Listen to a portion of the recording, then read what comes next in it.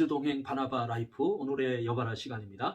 오늘도 예레미야 52장 1절에서 11절까지의 생명의 삶 말씀 묵상을 불순종은 슬픈 종말을 가져온다라는 묵상 주제로 묵상 나눔 지금 시작하도록 하겠습니다. 먼저 본받아야 할 모본의 말씀부터 함께 나누기를 원합니다. 오늘 우리가 묵상하는 이 묵상의 말씀은 다윗의 혈통을 잇는 유다 왕국의 멸절이 지금 포함되고 있습니다. 그리고 그 같은 유다 왕국의 멸절은 하나님의 준엄한 징계였으며 그것은 불법을 행한 유다 왕 시드기야 왕의 때에 행해진 것입니다. 자, 오늘 묵상 1절 2절 말씀 읽도록 하겠습니다. 시드기야가 왕위에 오를 때에 나이가 21세라 예루살렘에서 11년 동안 다스리니라. 그의 어머니의 이름은 하무달이라. 림나인 예레미야의 딸이더라. 그가 여호야김의 모든 행위를 본받아 여호와 보시기에 악을 행한지라. 유다 왕국의 최후는 시드기야 왕 때에 이제 이르게 된 것입니다. 시드기야 왕에 대해서는 오늘 묵상이 분명하게 말씀을 하고 있어요. 그의 선대의 왕인 여호야김의 행위를 본받아 여호와 보시기에 악을 행하였다라고 하였습니다. 또 3절입니다. 여호와께서 예루살렘과 유다에게 진노하심이 그들을 자기 앞에서 쫓아내시기까지 이르렀더라. 시드기야가 바벨론 왕을 배반하니라.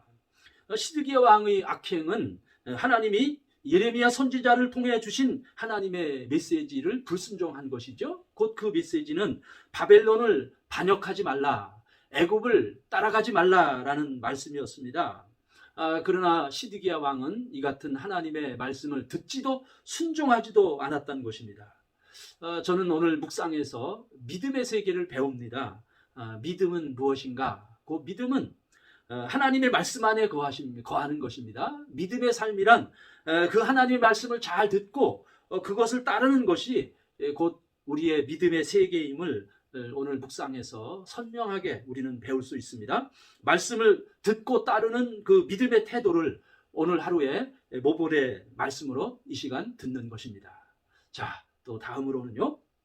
순종해야 할 지시의 말씀 또 함께 나누기를 원합니다. 4절과 5절 말씀이에요. 시드기야 제9년 열째 달 열째 날에 바벨론 왕 누부갓네살이 그의 모든 군대를 거느리고 예루살렘을 치러 올라와서 그 성에 대하여 진을 치고 주위에 토성을 쌓음에 그 성이 시드기야 왕 제11년까지 포위되었더라.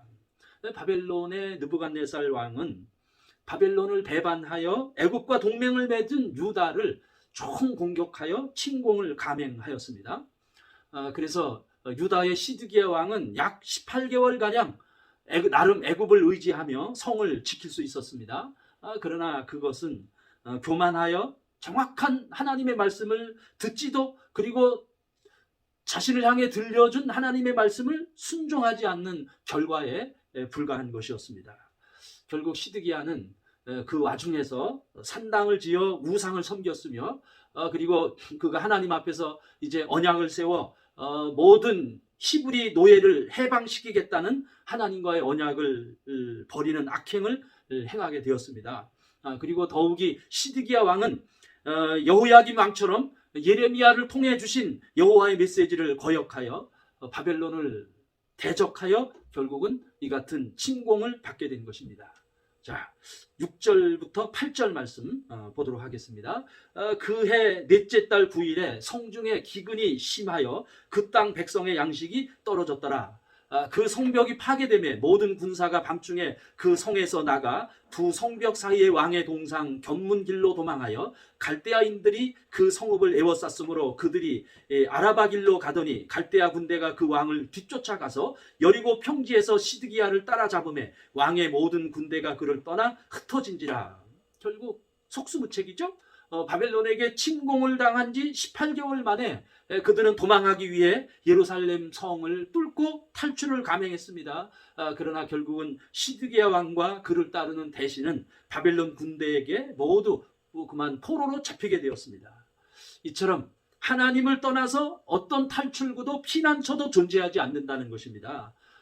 그러므로 말씀을 듣고 순종하라는 주님의 음성을 오늘 다시 한번 귀하게 여깁니다. 자, 끝으로 한 말씀 더 나누겠습니다. 회개해야 할 말씀이에요. 10절과 11절 말씀입니다. 바벨론 왕이 시드기야의 아들들을 그의 눈앞에서 죽이고 또 리블라에서 유다의 모든 고관을 죽이매 시드기야의 두 눈을 빼고 놋사슬로 그를 결박하여 바벨론 왕이 그를 바벨론으로 끌고 가서 그가 죽는 날까지 옥에 가두었더라. 하나님의 말씀을 듣지 않고 불순종하지 않은 결과는 이처럼 참 슬프고 비참한 종말을 오늘 우리에게 보여주게 되는 것입니다. 그래서 결국 시드기야 왕은 자기 눈으로 사랑하는 아들과 그리고 또 자신에게 충성스러운 왕국의 대신들이 바벨론 왕에게 무참히 살해당하는 것을 그의 두 눈으로 목격해야 했고요. 그리고 결국은 그의 두 눈은 뽑혀 포로로 끌려가서 먼 외국 적국 바벨론에서 평생 옥에 갇혀 죽을 때까지 살게 되는 그러한 비참함을 슬픈 그의 말로를 보게 되는 것입니다.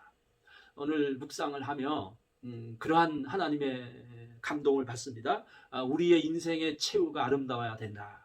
우리의 인생의 최후가 믿음을 지켜야 된다. 우리의 인생의 최후가 이처럼 슬퍼서는 안 된다라는 음성을 듣습니다. 좀 부끄럽지만은 제 이야기를 좀 나누기를 원합니다. 제가 참 오래전이죠. 젊은 30대 초반 부목사 시절이었습니다. 제가 모시던 참 제가 영적인 아버지같이 그렇게 존경하던 담임 목사님이 회갑을 맞이하셨어요. 그 시절만 해도 회갑을 참 귀히 여겼습니다. 그래서 저도 담임 목사님의 회갑을 참 기대하며 기다렸는데요. 그날 회갑 새벽이었어요. 우리 담임 목사님의 회갑 새벽에 우리 담임 목사님이 새벽 예배를 인도하신 후에 기도실 강단에서 큰 소리로 기도하시는 겁니다. 제가 호기심에 귀를 기울여 들었습니다. 우리 담임 목사님이 회갑날 새벽에 무슨 기도를 하는가? 이런 기도를 하시더군요. 주여 성령 충만하게 하옵소서. 주여 사명 감당하게 하옵소서. 이 기도만 반복해서 큰 소리로 기도하시는 것이었습니다. 30대 초반의 젊은 부목사인 저에게는 너무 그것이 감동이 됐어요. 그래서 저도 다짐했어요. 나도 회갑이 되면은 우리 담임 목사님이 기도하셨던 그 기도 제목으로 기도하리라. 그렇게 마음을 먹었는데요. 벌써 회갑이 되었고요. 오늘 새벽이 참 죄송합니다. 제 회갑 날이었습니다. 그래서 오늘 새벽에 저도 제 바나바 훈련은 대강당 기도실에 무릎을 꿇고 그렇게 30년 전의 다짐처럼 오늘 새벽에 그렇게 기도했어요. 주여 성령 충만케 하옵소서. 주여 사명 감당케 하옵소서. 이렇게 오늘 새벽 기도했고요. 그리고 다짐했어요. 내가 칠순이 되는 10년 후에도 내가 이렇게 기도하리라. 오늘 묵상처럼요. 불순종은 슬픈 종말을 가져옵니다. 그러므로 이 같은 슬픈 종말을 가져오지 않도록 우리는 주님께 가까이 가야 합니다. 주님의 음성에 귀를 기울여야 합니다. 여주동행의 삶을 우리는 사모하며 하루하루 주님과 동행하면 우리의 삶은 복되게 될 것입니다. 여봐라, 여주동행 바나바 라이프 오늘도 내일도 계속됩니다.